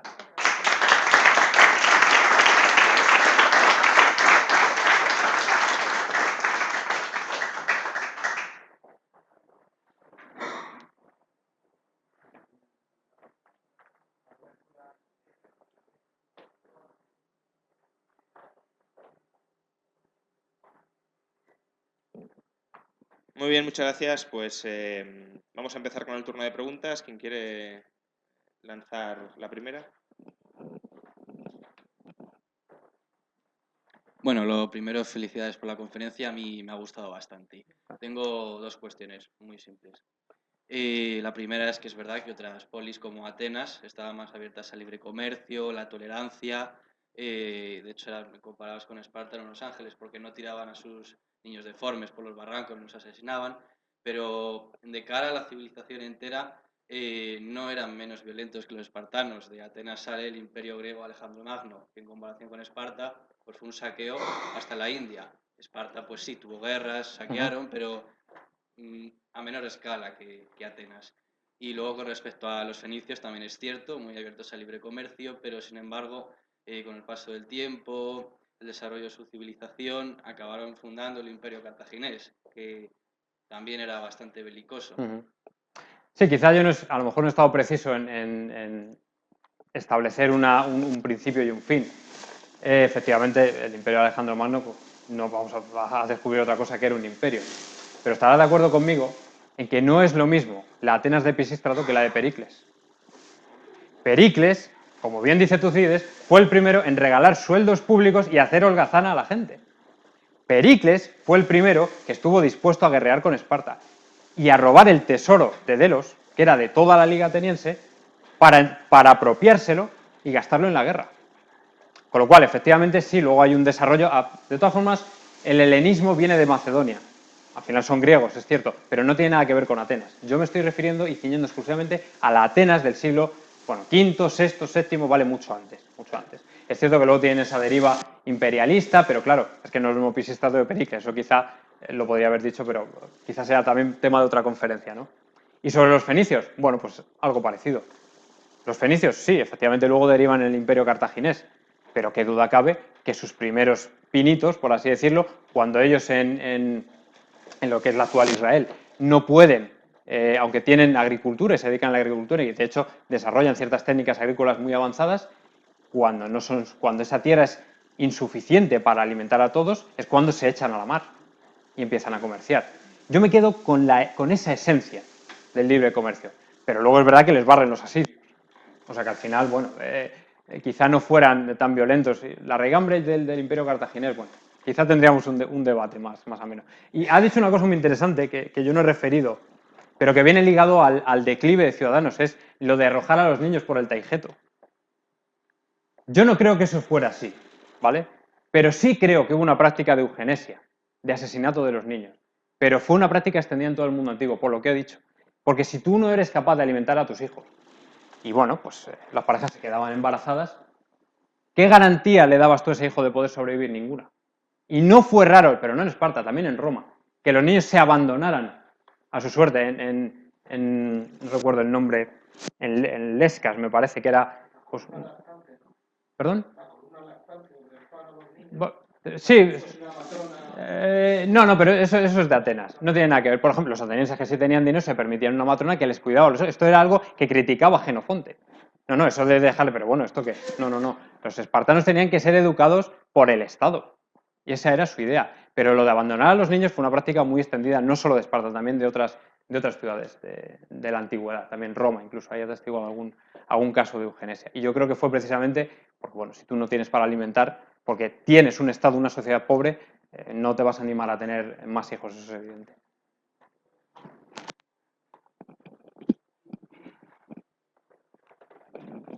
¿Más?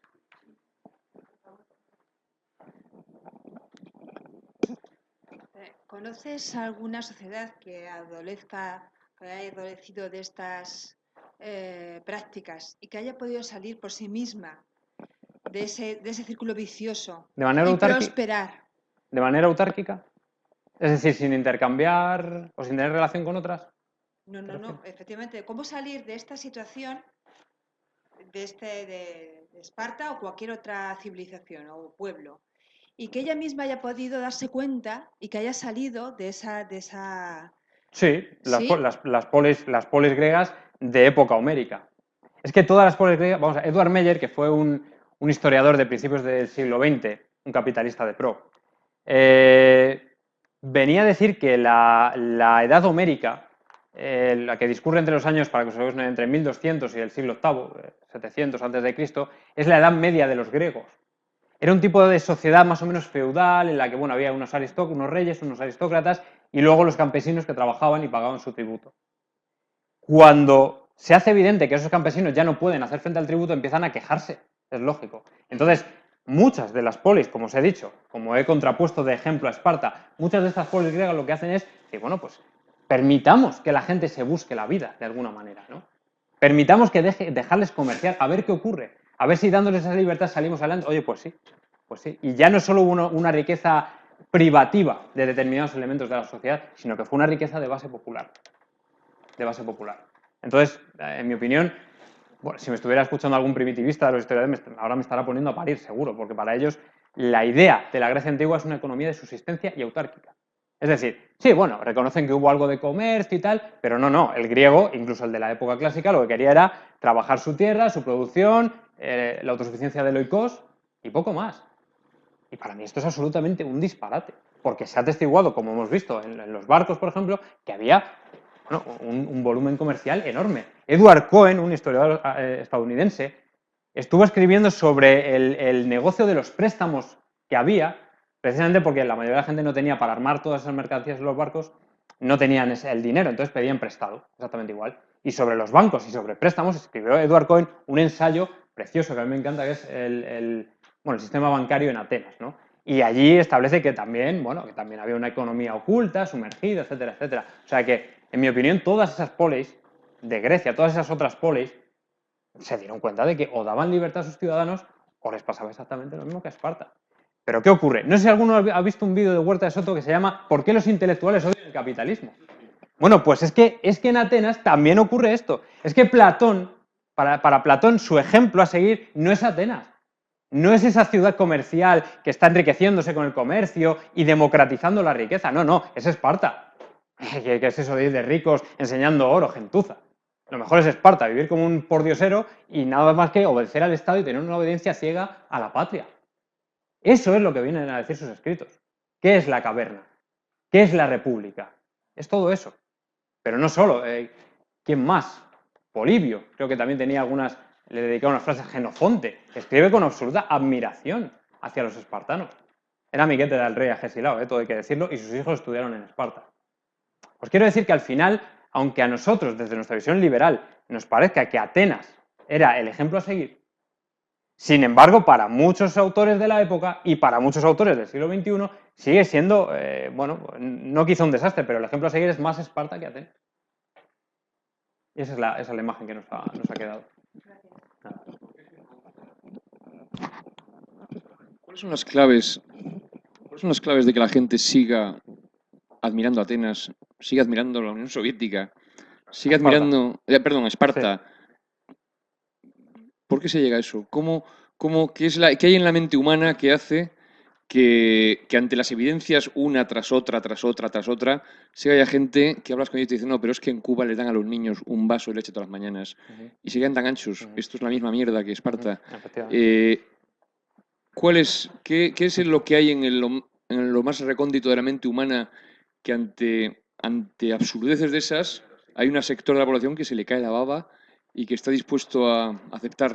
Pues muy sencillo. Porque veo que está pasando desde hace 40 siglos. Sí, de siempre. En mi opinión, la clave está en la falta de memoria histórica y en la falta de conocimientos. Si en nuestra edad más temprana no inculcáramos, sino que enseñáramos a nuestros hijos algo de cultura clásica, este tema ya lo sabríamos o lo conoceríamos cuando llegáramos a la edad adulta. Pero esto no ocurre. Entonces, cuando una persona tiene una situación desesperada, cuando alguien viene y te vende el paraíso en la tierra, tú estás dispuesto a creerle porque es lo único que te queda. ¿Qué tienes que perder? No tienes nada. Entonces, ¿qué vas a hacer? Seguirle. ¿Por qué Podemos ha tenido el auge que ha tenido? Porque al final vienen a venderte el paraíso en la tierra.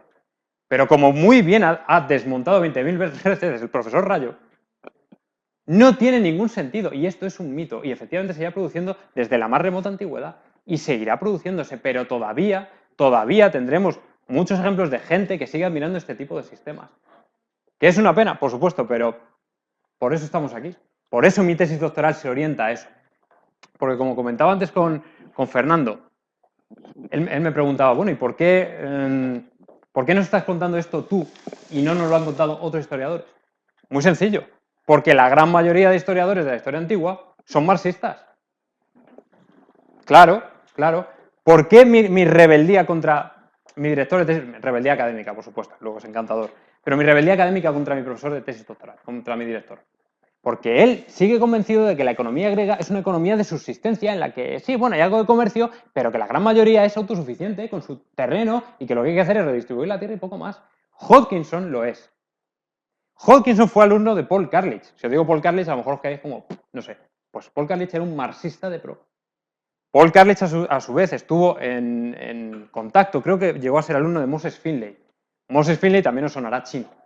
Pero ese ha sido el ejemplo a seguir por todos los historiadores, especialmente en Europa. Y Moses Finley venía a decir esto, que eso de que los antiguos tenían libre comercio y tal, eso es mentira. Estaban supeditados a sus instituciones. Pero si os digo que Moses Finley fue alumno de un tal Karl Polanyi, a lo mejor ya decís, hostias, ya lo ubico. Karl Polanyi, a lo mejor el profesor Rayo lo puede explicar un poco mejor, estuvo vinculado a movimientos socialdemócratas. Y en la economía no conozco exactamente bien su obra, pero sí en la antigüedad, que fue la gran transformación en la que venía a decir que la economía antigua siempre estaba incrustada dentro de otras instituciones. Él perteneció a un movimiento que se llamaba el institucionalismo, que venía a decir que todas las acciones económicas o humanas de las personas estaban influidas por las instituciones de su entorno, al igual que Moses Finley y al igual que Keynes. Empezamos a ver la vinculación. Es decir, es que tenemos la obligación moral, cada uno en su área, unos en economía, otros en historia, otros en política, de tratar de extraer, de extirpar toda esta toxicidad socialista que se ha metido en todas las áreas del conocimiento y que a día de hoy seguimos creyendo fielmente. Y luego nos extrañamos de que la gente sea anticapitalista, pero ¿cómo no va a ser? Es que lo que él es desde el principio ya te lo están metiendo, casi a plomo. Kovaliev, que era un historiador de la Unión Soviética, venía a decir que la economía antigua, bueno, eso ya se pasó, que era toda una economía basada en la esclavitud. Luego se descubrió que ni había tantos esclavos, que había mano de obra asalariada, o sea que nada de eso. Entonces, bueno, pues no lo sé. Quizá la mente humana es tan retorcida que de vez en cuando le gusta que le regalen los oídos. Esa sería la respuesta. Hola, muchas gracias por tu exposición que me ha gustado A mucho. vosotros. Ha sido muy amena. Una de las cosas que me ha sorprendido, lo digo de forma anecdótica, es que me ha parecido ver en un gráfico que presentabas que la población de Esparta rondaba, según las épocas, porque iba descendiendo, pero de los 8.000 habitantes a los 1.500, algo así. De espartiatas. De espartiatas. Sí, el espartiata era el ciudadano de primera, el de pleno derecho, ¿vale? O sea, no era la población total de Esparta, porque en Esparta había espartiatas, periecos, que eran semilibres, y luego los esclavos, que eran los ilotas, ¿vale? Yo siempre he puesto esta estadística que te refieres tú, es de población espartiata, es decir, de los que vemos en 300, de los ciudadanos soldados, básicamente. Pasan de 9.000, de un número aproximadamente que nos ofrece, quiero recordar que si no Jenofonte, Tucídides, Plutarco, a unos 1.500 y creo que solo 700 participaron en la batalla de Leuctra. Bien. En todo caso, me parecen muy pocos ciudadanos. Quiero decir, que cualquier pueblo de la Mancha, el mío, por ejemplo, que tiene 8.000 habitantes, es cabeza de partido, pero digamos que no es muy conocido, sí, ¿no? Bueno, no. Entonces, y sí. sin embargo, parece que los espartanos han dado mucho que decir en la historia. Sí. Bueno, mi pregunta, de todas formas, iba por otro lado. Parece ser, bueno, eso sí lo sabemos, sin necesidad de ver a tu conferencia, que no había un Estado griego. Había muchas polis, eran ciudades-estado.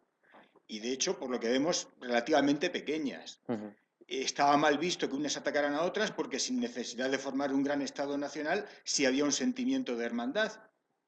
Relativo, sí. Me imagino que lo daría la lengua. Va por épocas. Entonces, va por épocas, mi pregunta es, si había un Estado parapolicíaco o militarista que no daba, vamos a decir, o no conseguía dar, mediante la libertad, un nivel de prosperidad o de satisfacción a sus ciudadanos, me imagino yo que sería relativamente fácil emigrar de unas ciudades-estado a otras.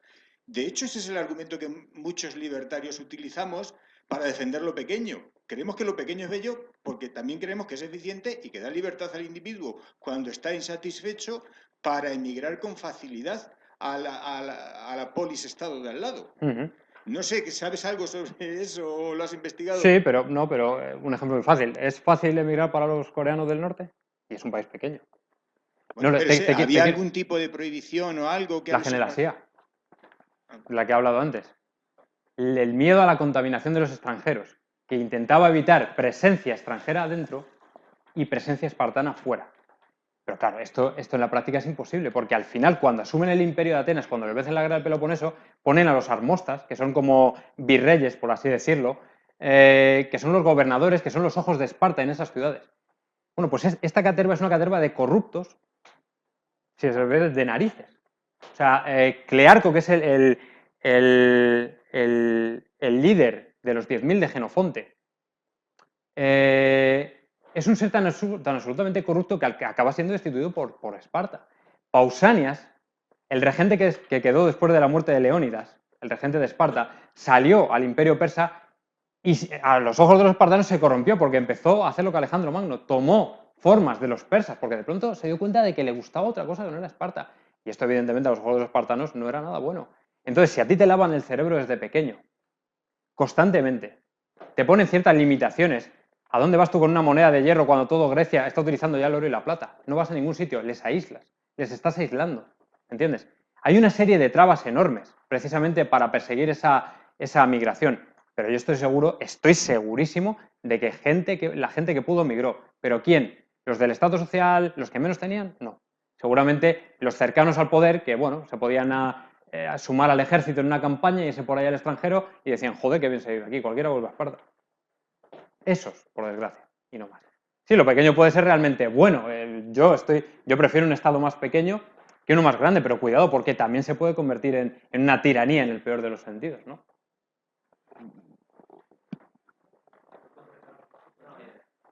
Yo te iba a preguntar sobre dos cuestiones que ya se han comentado. Una de ellas es la influencia de las ideas de Platón y de Aristóteles en la sociedad espartana. Y otra es un comentario que a lo mejor tú lo aumentas, que es sobre la población, que también se ha comentado, ¿no? 40.000 personas, el basar un sistema económico un sistema económico, o sea, una filosofía sobre la sociedad sobre 40.000 personas, a lo mejor es un poco escaso, ¿no? Porque por el número sistema de... económico se debería hacer, entiendo yo, sobre cantidades más grandes de población, ¿no? Bueno, depende. Hoy tenemos el caso de Singapur, de Hong Kong, ¿verdad? Quizá, bueno, yo en este tema me meto en otro terreno que no conozco, pero en el caso que comentas, sobre el número, yo creo que el número no termina de ser definitivo. Por ejemplo, Ian Morris. No, sí, bueno, sí, podría ser perfectamente, pero por ejemplo, depende de la época, quizá el siglo V pueda tener ese número. Por ejemplo, Ian Morris y Van Bies determinaron que para el siglo VIII el aumento ese de población que he referido pasó, por ejemplo, en comunidades como Atenas de 1.000 a 5.000 personas, ¿no? Con lo cual, en fin, los números bailan un poco. Y sin embargo, a ellos les funcionó. O sea que yo no creo que fuera el número lo determinante, sino que lo determinante fue la prohibición más o menos absoluta que desde el Estado se intentó promocionar a sus ciudadanos, que no se pudieran dedicar al comercio, que de hecho lo hubo. Ya lo he mencionado, de economía oculta o irregular. Seguro que los espartanos comerciaron. ¿Cómo no iban a comerciar? Se hubieran muerto de hambre mucho antes. Pero claro, otra cosa es que el Estado sí que lo prohibiera, y yo sí creo en esa prohibición. Los historiadores que van por otro lado dicen que como hubo comercio y se ha atestiguado que hubo comercio, pues que no existió tal prohibición. Bueno, vale. Esto es como lo que he dicho antes, como negar que en Venezuela exista actualmente pues, un control de precios sobre determinados productos, una ley de precios máximos, como en el caso de Roma, el edicto de Diocleciano, etcétera, etcétera. Y la primera cuestión... Sí. Bueno, la influencia es relativa, porque como sabes, Platón y Aristóteles, eso de la propiedad pública de las cosas no lo llevaba nada bien. Él era un partidario absoluto y defensor de la propiedad privada. No quizá en el sentido más amplio del término, en el sentido podemos defender los demás, pero sí en un sentido más estricto que Platón. porque decía que lo público siempre coge menos cuidado que lo privado, que lo que es de alguien, de hecho. Platón no menciona directamente a Esparta, pero sí que está creando un mito en sus obras que se parece muchísimo. Esa sociedad de hombres y mujeres en las que tienen unos ideales a perseguir mucho mayores que la riqueza y tener dinero y tener... No. Ellos son buenos ciudadanos, ellos persiguen la virtud, la arete, que se llama en griego. Ellos tienen que ser ciudadanos sumisos al Estado, a la ciudad, y se tienen que dedicar a practicar las virtudes cívicas y poco más. Poco más. Esa es un poco la influencia. Pero, por ejemplo, Aristóteles pone a los espartanos a caer de un burro. Y su sistema licurgio lo critica desde arriba hasta abajo. Quizá tuviera, alguna vendetta particular con ellos, pero desde luego los critica muy mucho en su política. Dice que era un sistema absolutamente inviable. Habla de la mala repartición de la tierra, pero no por la repartición, sino porque aun parcelándola, aunque hubiera buena producción, no llegarían a ningún sitio. Y en otros muchos aspectos también. Lo que pasa es que, si quiere preguntar a alguien más, no nos vamos a enrollar, pero... ¿La espartana? Absolutamente. Bueno. Yo, como he dicho antes al principio, socialista puede ser, en el término que Huerta de Soto lo define, de una sociedad planificada desde arriba, o también en el hecho de redistribuir los factores de producción, en este caso la tierra, ¿no?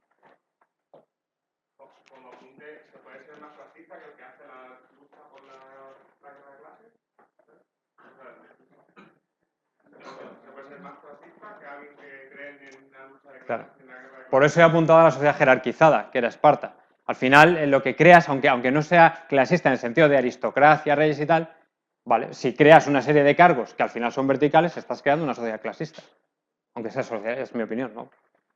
Mientras estaba la conferencia estaba pensando en el Imperio Americano, el declive, en mi opinión, desde la época de los padres fundadores hasta la actualidad, ¿no? Y quería citarle, por ejemplo, varios datos que me parecen terribles y muy parecidos a Esparta, que es, por ejemplo, el militarismo, la enorme deuda, la manipulación descarada que hacen con la moneda, y luego una nación con 320 millones de habitantes que 50 millones necesiten ayuda económica para poder llegar a fin de mes, ayuda económica, ayuda alimentaria, ¿no? No digo que sea Esparta, ¿no? Pero a este paso, ¿no te parece que puede acabar siendo un estado bastante parecido o bastante...?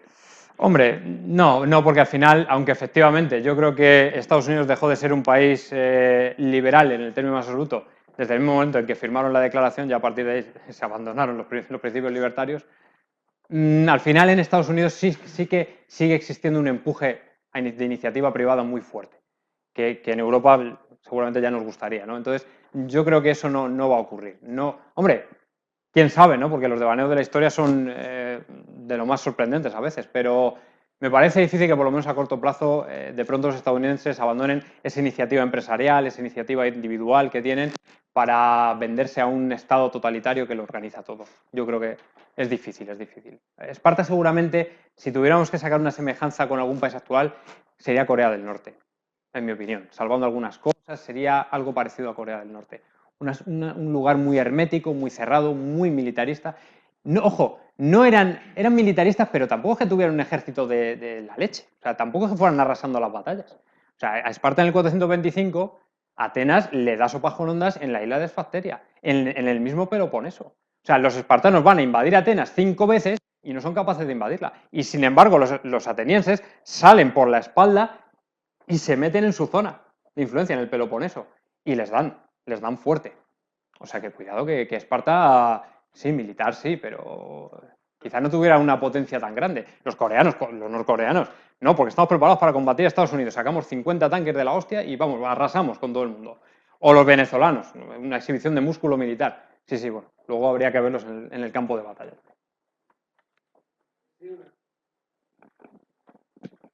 ¿Cómo ves a la Grecia actual ahora en este momento? Me refiero, ¿tú crees que eso va a ser el disparo que va a romper todo el mundo occidental que conocemos?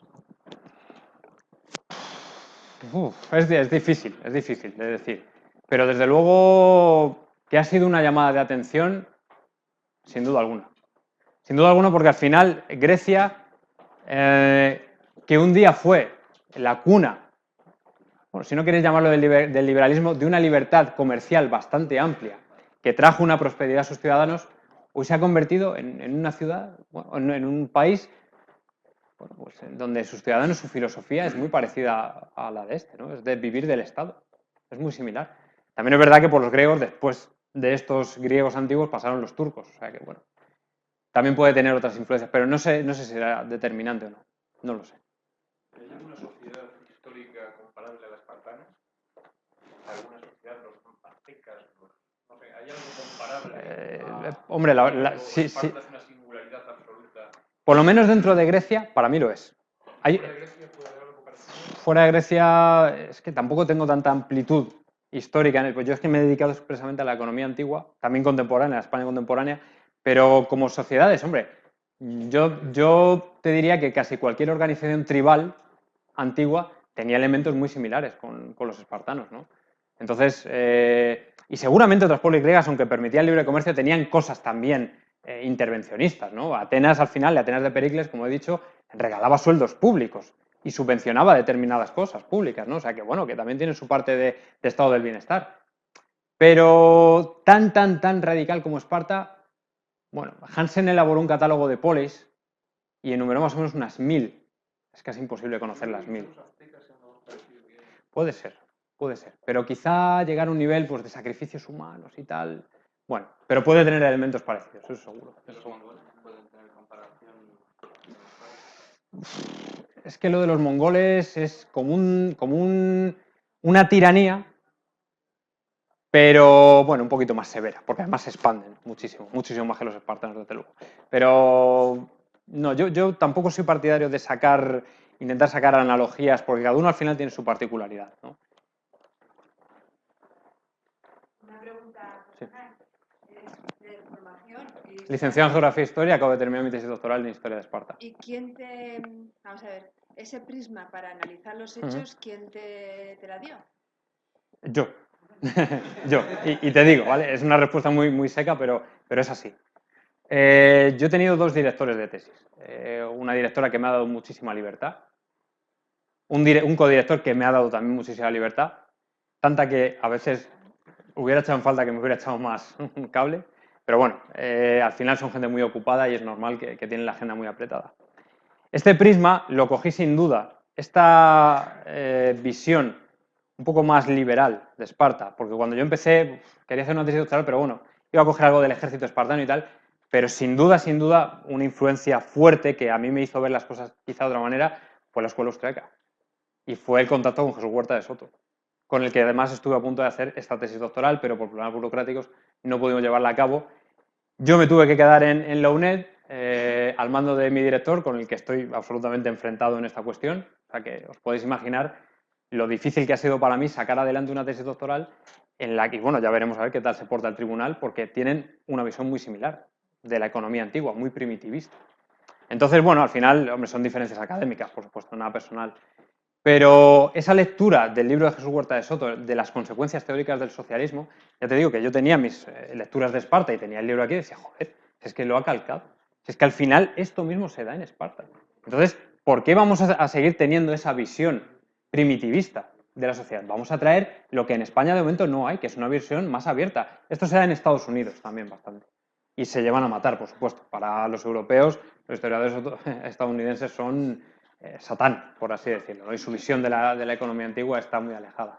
Es cierto que a veces cometen quizá algún exceso de terminología, ¿vale? Para Meyer, por ejemplo, para Rostoyev, la economía antigua, quizá los antiguos tenían una visión demasiado moderna de las cosas, y tampoco es cierto. Es decir, para ellos, los atenienses hablaban de tasa de desempleo, de Producto Interior Bruto, y no es así, ¿vale? No es así. No nos vayamos por ahí. Pero la reacción que tuvieron gente como Karl Polanyi, como Moses Finley, con una clara influencia socialista, Paul Cartledge, de decir que la economía antigua era poco menos que el huerto, no. O sea, tampoco. Ni una cosa ni la otra, desde luego. Esa es la diferencia. Así que, bueno, inspiración, la escuela austríaca, desde luego, sin ninguna. ¿Cómo llegaste a conocerla? Si no tienes formación económica o... Pues quizá alguna tarde de domingo aburrido viendo YouTube, me apareció, sí lo recuerdo, el vídeo de Huerta de Soto sobre la caída del Imperio Romano. Que, por cierto, hay un chico con el que entra en contacto, pero no mucho, que se llama Alberto, que es de la Universidad Complutense, que él se ha dedicado a hacer lo mismo que yo, pero en Roma. Porque Finlay y todos estos economistas, también historiadores, decían que la economía romana también era subsistencia y él ha venido a demostrar que no, ¿vale? Que no. Entonces, bueno, pues poco a poco vamos viendo cómo, bueno, historiadores que tenemos otra perspectiva, quizá un poco influenciados más del modelo económico, bueno, vale, que la economía no es Satán y los economistas no son Satán, y es que de verdad que los tienen estigmatizados en determinadas universidades. Y yo digo, oye, que es que a lo mejor este modelo económico puede servirnos para ayudar a explicar esto también. Esto lo descartan. Es una maravilla. Y te da la historia precisamente con esa visión. Sí, sí. No, ellos dicen que al final, que es que para mí es lo mismo, porque al final lo que ellos critican, ojo, es la escuela económica neoclásica, que no tiene nada que ver con la austríaca. Ya sabéis que, bueno, aquí no lo puedo explicar mucho mejor, hay cierto enfrentamiento por sus posiciones. Para los neoclásicos el hombre griego era el homo economicus, ese hombre capaz de calcular costos, beneficios y entonces tomar una decisión. Y sin embargo, para Ludwig von Mises, el hombre griego era el homo agens, el homo que actúa, el hombre que actúa, que piensa y luego actúa. Y esto es un poco lo que vienen a decir Calpolanyi y esta gente con respecto al hombre griego. No, es que la economía se basa en acciones del ser humano. Pues claro que sí, eso ya lo sabemos nosotros también. Pero eso no significa que no haya economía, no niegues una cosa cuando estás diciendo la contraria, ¿no? Entonces, bueno, es un tema intrincado que daría para otra conferencia, ¿no? La influencia de determinados historiadores en la historia. Muy bien, pues muchas gracias por la A vosotros, conferencia. a vosotros.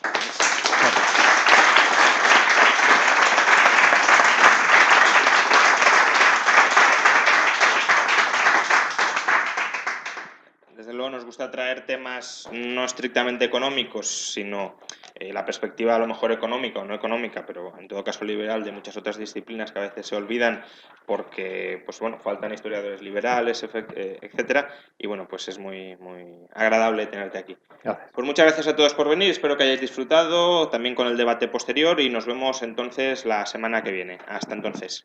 Gracias.